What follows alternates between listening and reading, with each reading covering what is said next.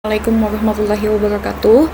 Hari ini kita akan masuk bab baru, yaitu struktur atom dan sistem periodik unsur ya.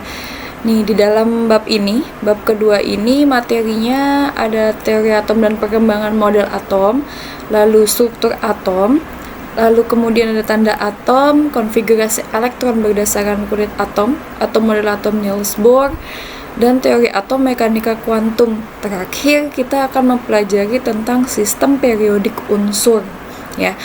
Jadi ini materi yang akan kita bahas di dalam bab ini, insya Allah sampai UTS ya. Materi sampai PTS adalah ini nih, satu bab ini kita akan bahas ya, kita bahas satu-satu.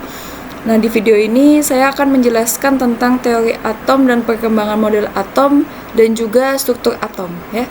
Kita mulai di teori atom. Oke, lihat ya, ini kenapa bentuknya seperti ini nih PPT-nya, karena teori atom itu ini adalah perkembangan model atom juga gitu. Jadi awalnya dari yang paling sederhana, yang paling masih bersifat sangat umum, sampai penelitian terakhir, ibaratnya yang sampai yang paling canggih gitu. Kita mulai dari Democritus, lalu ada Dalton, kemudian Thomson, lalu Rutherford, Bohr, dan yang terakhir adalah teori mekanika kuantum. Ini yang kita pakai sampai dengan sekarang ya.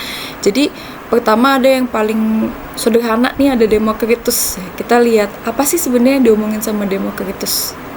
Oke, Democritus berpendapat bahwa semua materi tersusun dari partikel kecil yang nggak bisa dibagi lagi, yang disebut dengan atomos. Nah, atomos sendiri ini adalah dari bahasa Yunani. A itu artinya tidak, tomos itu artinya terbagi. Ya, jadi atomos itu ya, kata atom berasal dari kata atomos yang artinya tidak dapat terbagi lagi. Berarti ini adalah partikel materi yang paling kecil ya. Menurut Democritus, ini semua materi tersusun dari partikel kecil yang nggak bisa dibagi lagi, yang disebut dengan atomos. Berarti menurut Democritus, atom adalah partikel paling kecil ya.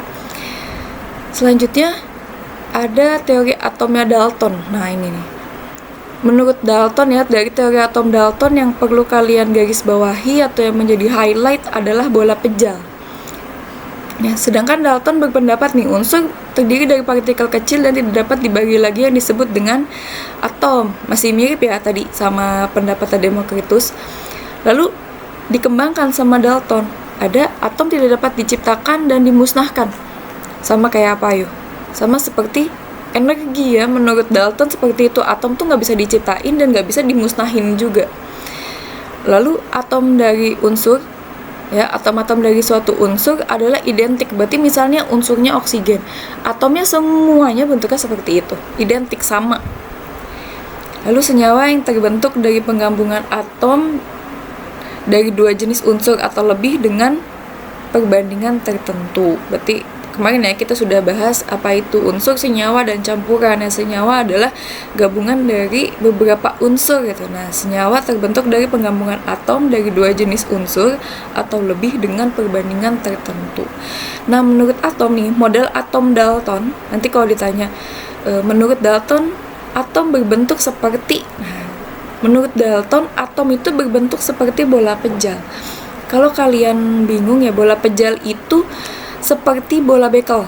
Jadi dia bola tapi dalamnya full, padat. Beda halnya dengan bola basket. Kalau bola basket itu hanya kulitnya aja. Ya, bolanya hanya di luarnya saja, dalamnya itu kosong ya, kopong. Itu kalau bola basket ya, itu tidak pejal. Sedangkan bola pejal itu seperti bola bekel yang full, di dalamnya juga penuh. Jadi ketika dibelah itu akan menghasilkan itu penuh dia. Jadi kayak bola-bola gitu ya, kue bola-bola gitu. Nah, itu kan full ya, padat semuanya. Oke, itu teori atom Dalton. Selanjutnya ada teori atom Thomson. Ya. Thomson melakukan percobaan dengan sinar katoda, lalu si Thomson ini menemukan partikel bermuatan negatif yang diberi nama elektron. Nah, jadi highlight dari teori atom Thomson adalah penemuan elektron. Elektron itu apa, Bu? Nah, nanti kita bahas, tenang ya. Ini teori atom Thomson highlightnya adalah penemuan elektron. Oke, kita lanjut ya. Nah, di dalam atom tersebar elektron seperti kismis di dalam roti kismis. Nah, bentuknya seperti ini. Tadi kan si Thomson dia nemuin elektron ya di dalam atom, ternyata atom udah bukan yang paling kecil lagi nih. Ternyata di dalam atom masih ada partikel lain ya, yang dia sebut dengan elektron karena bermuatan negatif. Nah, menurut si Thomson, elektronnya ini tersebar nih di dalam atom seperti roti kismis, seperti kismis dalam roti kismis ya, jadi nyebar, nggak jelas gitu. Jadi kalian pernah makan roti kismis nggak sih? Di dalam roti nih, kismisnya bisa di mana-mana, bisa di atasnya, bisa di dalam. Nah, seperti itu gambarannya. Atau sama kayak Good Time ya, cookies Good Time itu kan choco chipnya bisa di mana-mana, ada di atasnya, ada di dalamnya, ada. Nah, itu seperti itu sama ya, tapi secara umum disebutkan bahwa model atom Thomson itu mirip seperti roti kismis. Ya, selanjutnya kita bahas ada Rutherford. Setelah Thomson, ya ini ada Rutherford nih. Rutherford ini merupakan muridnya Thomson ya. Rutherford melakukan percobaan yaitu penembakan sinar alfa ya. Ada sinar alfa nih ditembakkan melalui lempeng tipis logam emas ya. Ini sumber alfanya, sumber sinar alfa, lalu ada lembaran tipis logam emas. Nah, ternyata setelah ditembakkan sinar alfa ke dalam lempeng emas, ini sinarnya ada yang diteruskan, ada yang dibelokkan, dan ada yang dipantulkan ya. Ini lintasan alfanya ketika diperbesar nih ya, ada yang lurus, ada yang dibelokkan, belok ke bawah, belok ke atas, lalu ada yang dipantulkan, balik lagi, mantul. Ya, ini percobaannya Rutherford atau penembakan lempeng emas dengan sinar alfa. Nah, kita lanjut nih. Ini masih Rutherford ya.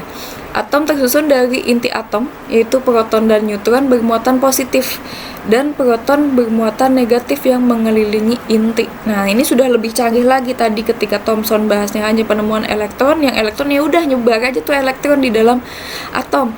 Sedangkan menurut penelitiannya Rutherford, atom itu ada inti atom, ada juga elektron yang mengelilingi inti. Jadi inti atomnya positif, ada negatif ya, muatan negatif yang mengelilingi inti, yaitu elektron seperti ini. Ini inti atomnya, ini elektron ya mengelilingi inti. Lalu sebagian besar volume atom merupakan ruang kosong dan atom bersifat netral.